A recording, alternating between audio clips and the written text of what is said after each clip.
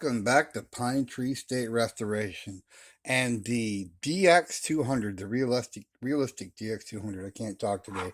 It's been a busy day, as you can see. It's this video is a little late, but I apologize for that. It's been a crazy day today. But let's get started on this vintage radio. This was made by Tandy Corporation, Radio Shack. This was made in 1981 to 1983.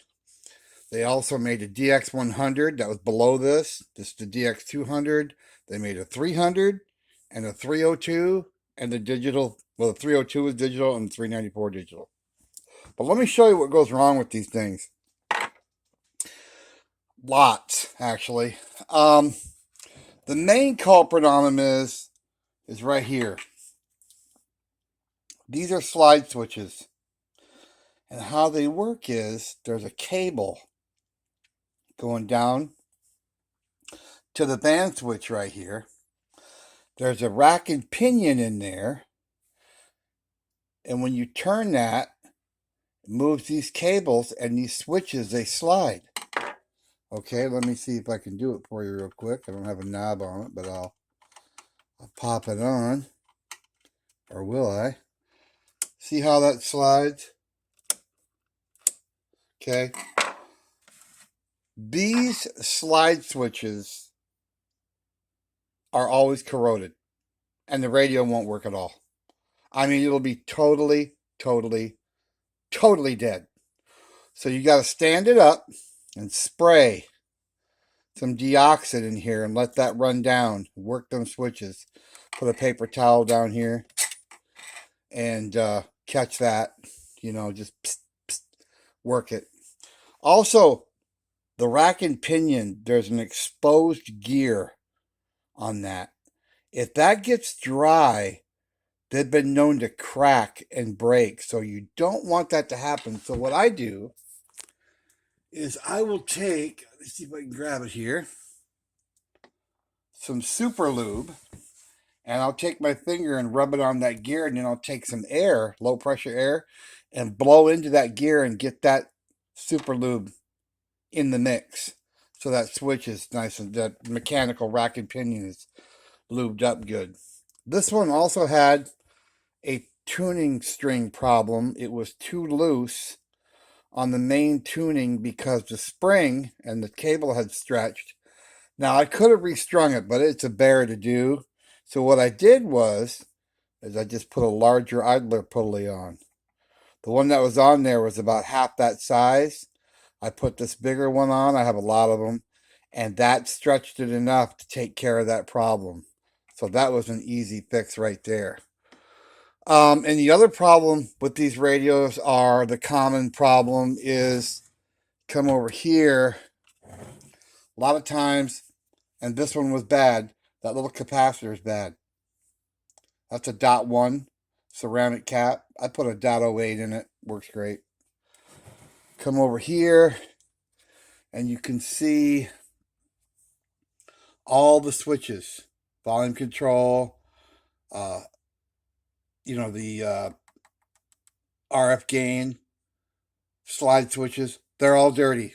I guarantee you they're dirty. They're super dirty. When I got this radio, it didn't work at all. Didn't even, nothing. Zero, nada.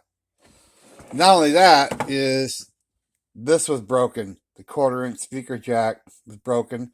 It's plastic, and it's not a grounded to chassis. So don't put a regular one in there that's metal because it's not grounded to the chassis. It's different. It's grounded internally. So if you put a grounded to chassis one in, you're going to short it out. So you want to clean all the slide switches, the antenna trim, the BFO switch, all got to be cleaned. Another thing they like to do is if it comes from a heavy smoker, these tuning cables, the tuner lines, they'll get greasy, slimy, and you'll tune it, and then they'll kind of like pop or stretch, and the tuning will keep moving around. So what you do is take a Q-tip and some alcohol, don't get it on the dial, and clean these strings up so they're not got any gunk on them. And these like to have an antenna. There's no internal antenna at all or even AM. So you got to put a pretty good size, at least a 20-foot piece of wire on it out the back, or a dipole out the back.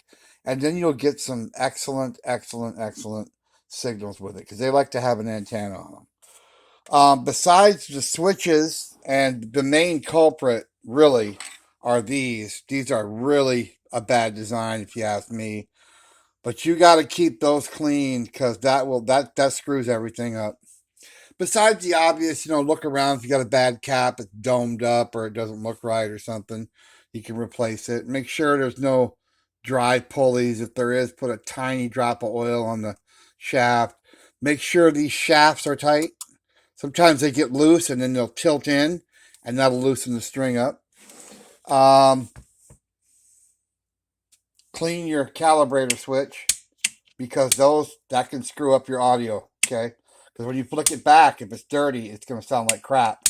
All right, so you got to get that cleaned up. And then if you want to, trim it out, you can go online and get a BamaManuals.com, and it shows you where all the trimmer pots are. This was off on a couple of bands, so I just used another radio and lined it up. A radio that was known good, digital radio, picked the frequency, dialed the dial, then adjusted it till the dial was just right. I also had to adjust the 455 KC right here, just a bit, just a tiny bit, and it was fine after that.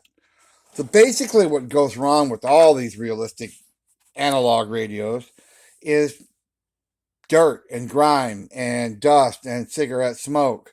If you clean all the switches with deoxit, don't douche it or wash it out or anything, but just spray it out, maybe a little low pressure air, spray it again with a little low pressure air, then work the controls. You'll find this radio will come back to life, and you might have to fiddle around, like I said, with the tuning strings and stuff, but it's not bad. It's a great radio. It's made in Japan, like I said, 81, 83, and they work really good. If everything's working right, they're a great radio to listen to.